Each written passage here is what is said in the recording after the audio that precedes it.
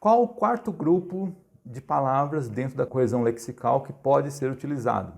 São as chamadas perífrases. O que seriam perífrases? É você utilizar uma expressão, por exemplo, que descreve aquele termo ao qual estou me referindo.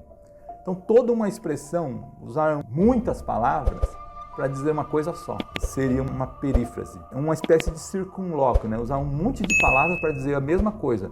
Só que esse monte de palavras não são um monte de palavras aleatórios, são um conjunto de palavras que descreve aquele termo, tem a capacidade de descrever aquele termo ao qual estou me referindo. Vamos ver um exemplo aqui de perífrase, para você entender bem o que é. Muitas almas de herói desceram à casa de Hades e seus corpos foram presa dos cães e das aves de rapina enquanto se fazia a vontade de Zeus. Bom, aqui foram usadas muitas perífrases, né? Primeira, que almas de heróis se refere aos guerreiros. O autor estava falando dos guerreiros. Muitas almas de heróis, muitos guerreiros desceram à casa de Hades. Então, descer à casa de Hades tem o sentido que de morreram. Porque Hades era o que? Aquela parte, uma espécie de purgatório lá na mitologia grega, para onde as pessoas que morriam iam. E seus corpos foram presa dos cães e das aves de rapina. Então, seus corpos foram presa dos cães e das aves de rapina quer dizer o quê? Que eles foram mortos indignamente, ou seja, eles não tiveram um sepultamento, por exemplo.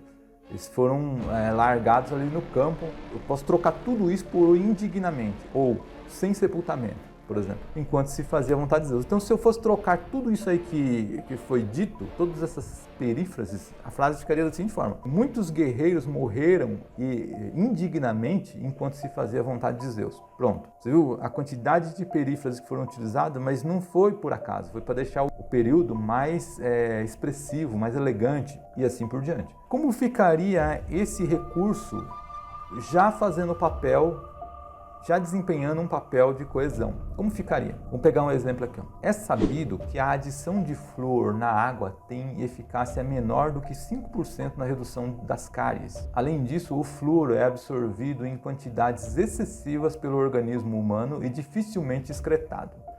Então foi repetido aqui, né? Flúor, flúor. No primeiro período foi dito do flúor e no segundo continua-se falando flúor e foi repetido o termo flúor. Eu posso resolver isso com uma perífrase da seguinte forma: é sabido que a adição de flúor na água tem eficácia menor do que 5% na redução das cáries. Além disso, o gás de coloração amarelo pálido é absorvido em quantidades excessivas pelo organismo humano e dificilmente excretado.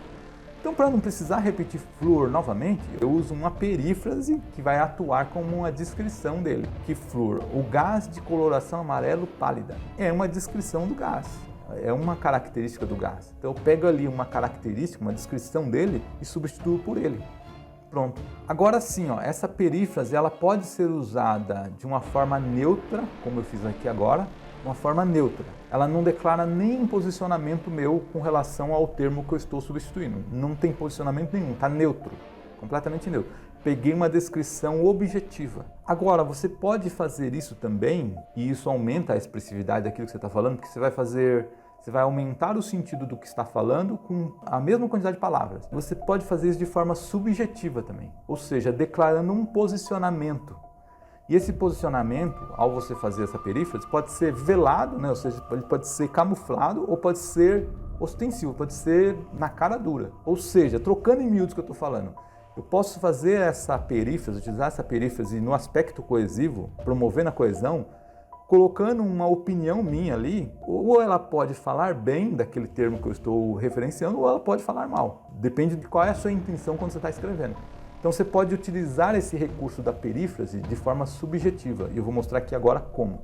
Primeiro, de uma forma favorável, quando você quer falar bem do termo ao qual você está se referenciando. Vamos lá. A pintura do teto da Capela Sistina foi feita com a técnica a fresco por Michelangelo e encomendada pelo Papa Júlio II.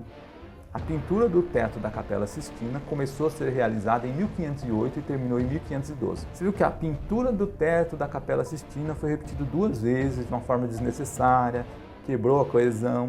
Como se resolve isso? Com a perífrase. Mas agora eu quero utilizar a perífrase falando bem do termo ao qual eu estou me referenciando, ou seja, de uma forma favorável. Então vamos lá. A pintura do teto da Capela Sistina foi feita com a técnica a fresco por Michelangelo e encomendada pelo Papa Júlio II. A obra mais emblemática de toda a Renascença italiana começou a ser realizada em 1508 e terminou em 1512. Você viu que eu retomei a pintura da Capela Sistina, enchendo a bola da pintura da Capela Sistina, levando ela lá em cima, falando que ela foi a obra mais emblemática de toda a Renascença italiana. Então essa é uma forma de você utilizar a perífrase, ao mesmo tempo que você promove a coesão, você ainda coloca o seu posicionamento sobre aquilo que você está sustentando. E qual seria um exemplo de uma forma desfavorável, ou seja, aquele que você detona o termo ao qual você está se referenciando? Então vamos lá. A bomba atômica lançada em Hiroshima na Segunda Guerra Mundial era de urânio e foi denominada como Little Boy. A bomba atômica lançada em Hiroshima matou entre 90 mil e 166 mil seres humanos. Bom, a bomba atômica lançada em Hiroshima foi repetida 2 vezes. Beleza? Como que eu faço isso? Perífrase. Coesão lexical por meio da perífrase. Mas agora eu não quero mais falar bem, eu quero falar mal. Então vamos lá, vamos ver como que eu coloco isso. Falando mal, colocando um posicionamento meu.